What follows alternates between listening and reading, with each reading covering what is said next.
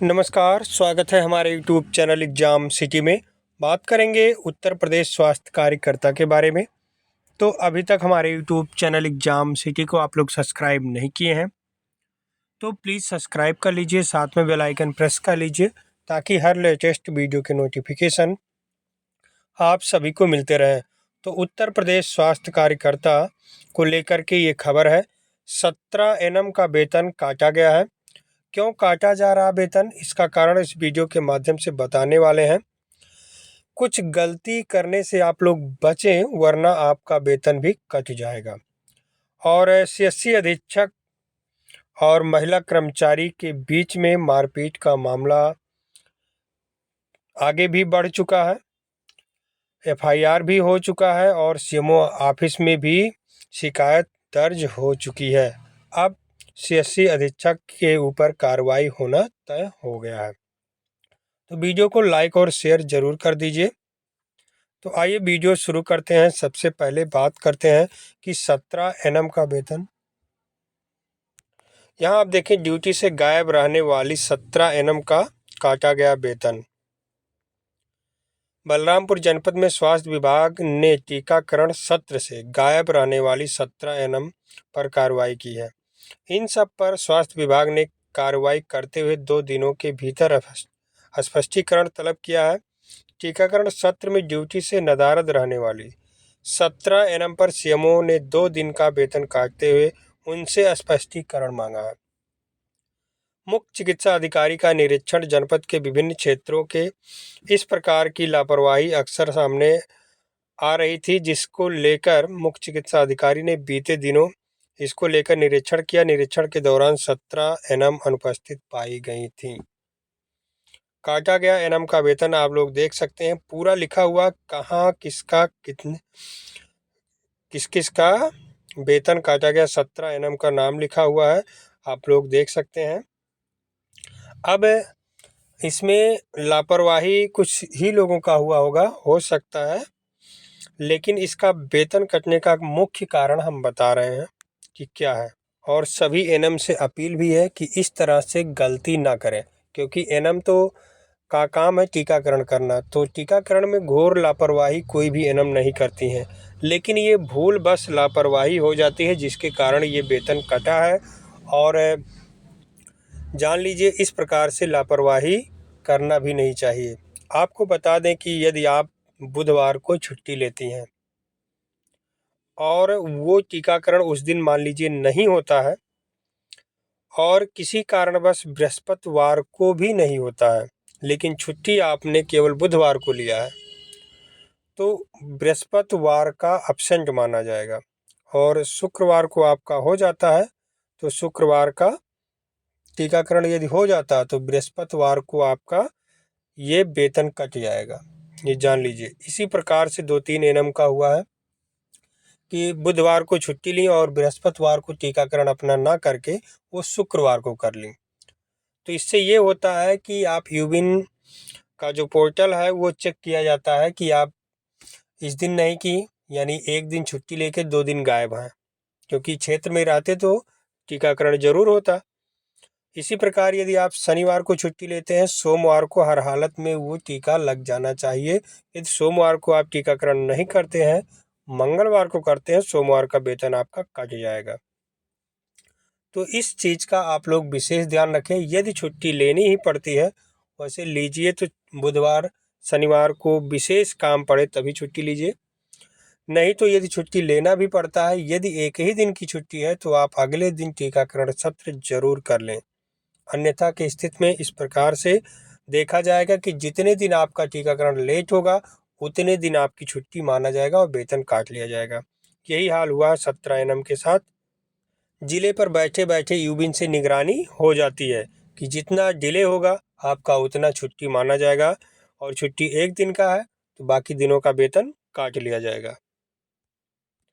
यहाँ आप देखें, 70 वर्ष से अधिक आयु वर्ग के आयुष्मान कार्ड बनाने के लिए रुचि नहीं ले रहे हैं अंबेडकर नगर जनपद की एनएम। जिला अधिकारी अविनाश सिंह ने कई बार मौखिक दे चुके हैं आदेश। सारा काम एनएम पर ही थोप दीजिए तो कैसे काम होगा? लापरवाही होगी ही, और लापरवाही होगी तो आप लोग जानते हैं एनम पर गाज गिरेगा। जितना भी काम है सब एनम पर थोप दीजिए, क्योंकि एनम ही है ऐसे, एनम का काम ही है। लगभग हर अस्पताल में आयुष्मान केंद्र बना दिया गया है। वहाँ आयुष्मान केंद्र पर आयुष्मान बनवा लें। 70 साल के कितने व्यक्ति होंगे जिनका नहीं बना होगा, वहीं बनवा लें। और हो सकता है 2 4 10 होंगे, तो उसमें ये क्या लापरवाही है? कोई लापरवाही नहीं है। ये हो सकता है जानबूझ करके एनम को बदनाम किया जा रहा हो। इस प्रकार से फिलहाल इस तरह का कोई वो नहीं है, और है तो केवल एनम की ही जिम्मेदारी नहीं है, सभी की जिम्मेदारी है इस आदेश को पूरा करने के लिए। यहाँ आप देखें, सीएससी अधीक्षक सोराव पर महिला कर्मचारी ने लगाया अश्लील हरकत, मारपीट करने का आरोप। पीड़िता ने सोराव पुलिस से शिकायत करते हुए आरोपी अधीक्षक पर एफआईआर दर्ज करने की लगाई गुहार। कल हमने वीडियो में आप सभी को वीडियो भी छोटा सा दिखाया था कि महिला को गिराते हुए। अब आप लोग जान जाइए कि ये सीएससी सोराव का, यानी प्रयागराज जनपद में महिला कर्मचारी थी जो डाटा ऑपरेटर के पद पे थी, और 1-2 एनएम थी, वो भी साथ में गई थी।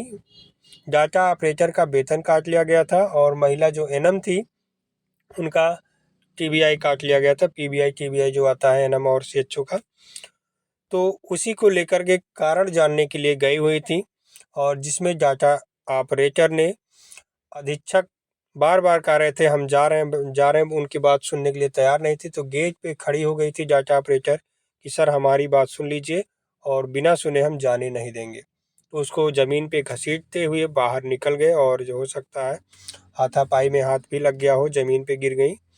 तो ये सब मैटर है, उसी को लेकर के एफआईआर कराया गया है, और सीएमओ ऑफिस में भी तहरीर दी गई है, शिकायत दी गई है। बाकी संगठन के लोग भी इस पे काम कर रहे हैं।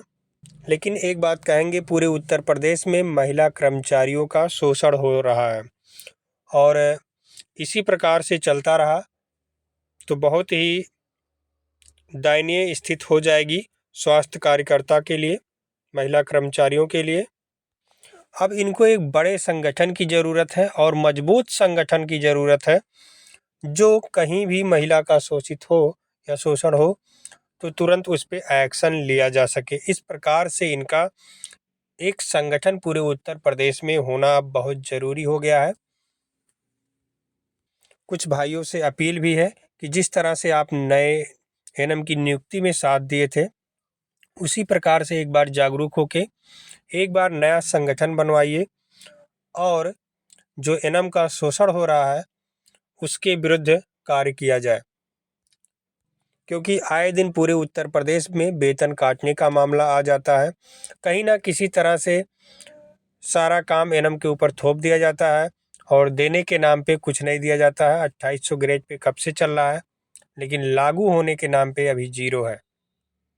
सिंगल बेंच में आदेश भी आ चुका है, डबल बेंच में मामला चल रहा है, और कोर्ट ऑफ कंटेम्प्ट में 11 लोगों का आदेश हो चुका है। फिर भी सरकार देने के लिए तैयार नहीं है 2800 ग्रेड पे, और काम के नाम पे सब कुछ एनएम से ही करवाया जा रहा है। सारा जिम्मेदारी स्वास्थ्य विभाग की एनएम के लिए ही बन गई है।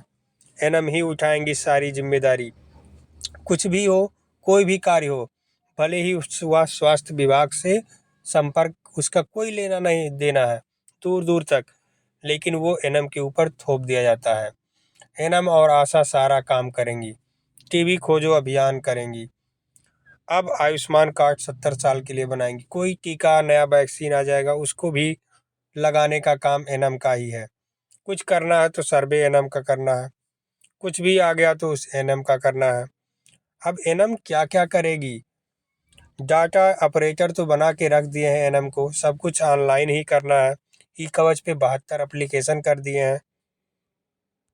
यूबिन चलाना है, ई कवच चलाना है। ई कवच पे तो इतने एप्लीकेशन कर दिए गए हैं, क्या क्या करना है एनएम परेशान हो जाती हैं ई कोच को लेकर के। उसके बाद फिर अनमोल करना है, RCH फीडिंग करना है, जबकि इसके लिए सब एक डाटा ऑपरेटर CSC पर रख दिया गया है, फिर भी वो सब NM से ही कराया जाता है।